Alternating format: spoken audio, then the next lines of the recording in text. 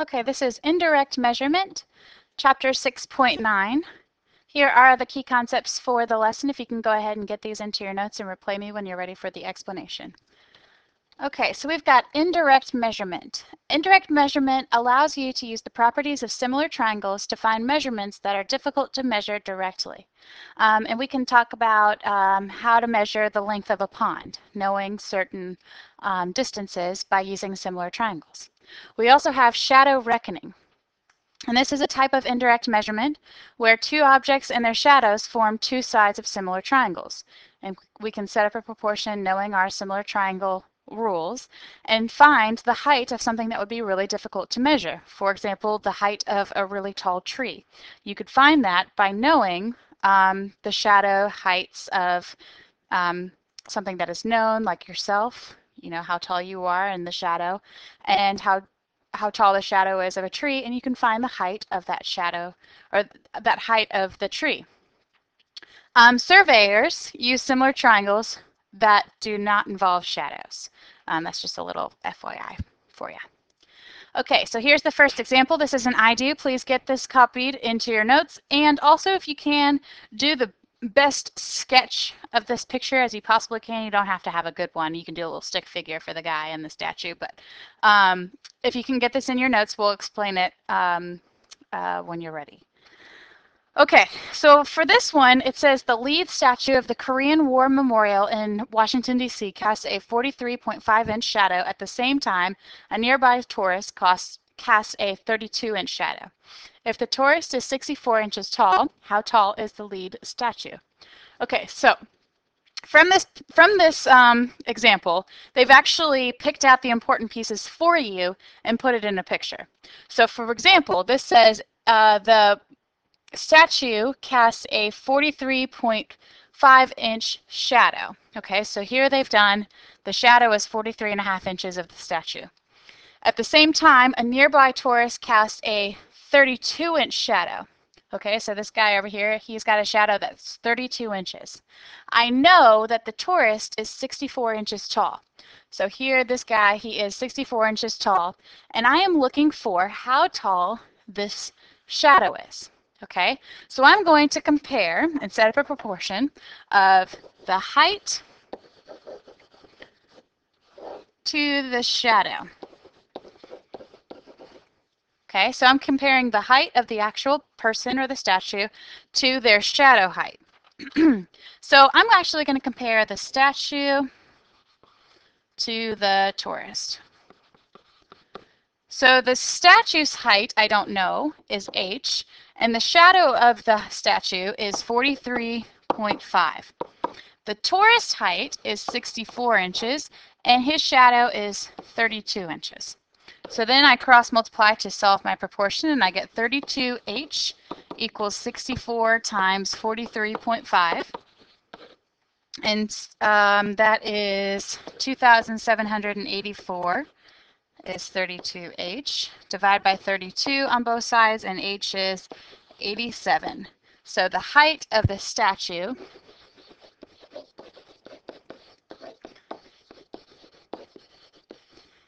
is 87 inches. Okay, you do this one. And it helps if you draw a picture, but you don't have to for this one. But it does help visualize what the problem is asking you. So suppose a bell tower casts a 27.6-foot shadow at the same time a nearby tourist casts a 1.2-foot shadow. If the tourist is 6 feet tall, how tall is the tower? Okay, so we've got a tower here with a little bell in it. And this is, he's got a shadow of 27.6 feet.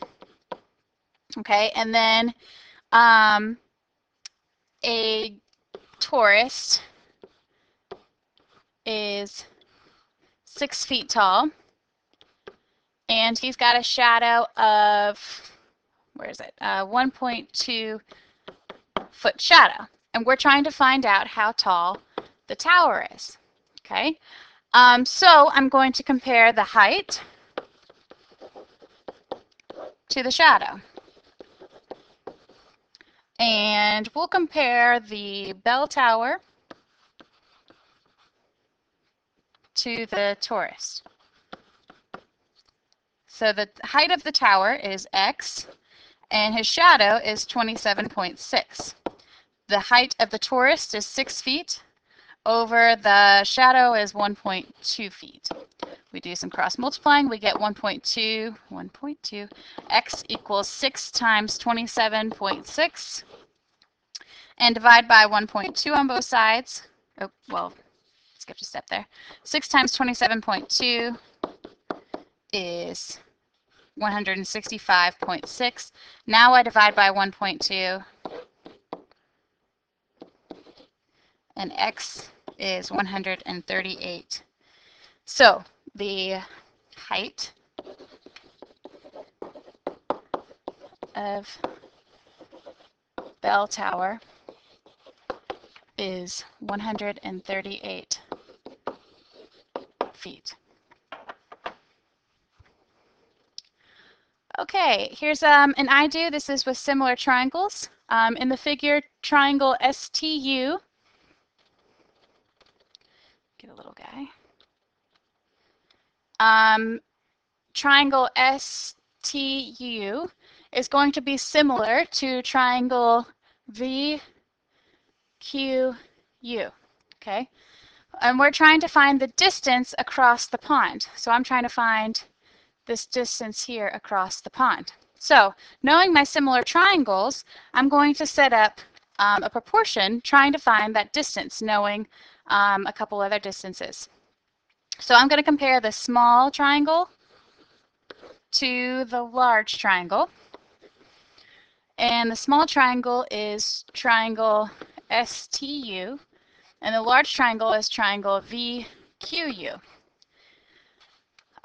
So we'll compare this side here, 10 UT, comparing 10 to 16, equals this side here of 20 comparing to x. We'll solve our proportion.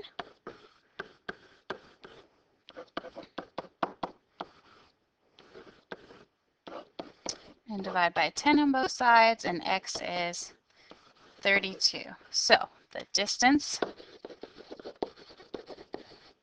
across the pond is 32 meters. Okay, you try this one. In the figure, triangle QRS is similar to triangle URT. Find the distance from the cabin to the mess hall. So we're looking for this distance here from the cabin to the mess hall, knowing those two similar triangles. Okay, you try that one as best you can. When you're ready for me, go ahead and replay me. So let's compare the cabin to the mess hall. Knowing those pieces of information, I know the cabin is X, this portion here, and my mess hall, this portion here, is 60, equals 138, this SR is 138, and over here we've got 46. Cross multiply, we've got 46x equals 60 times 138. 60 times 138 is 8,280. 46x. Divide by 46.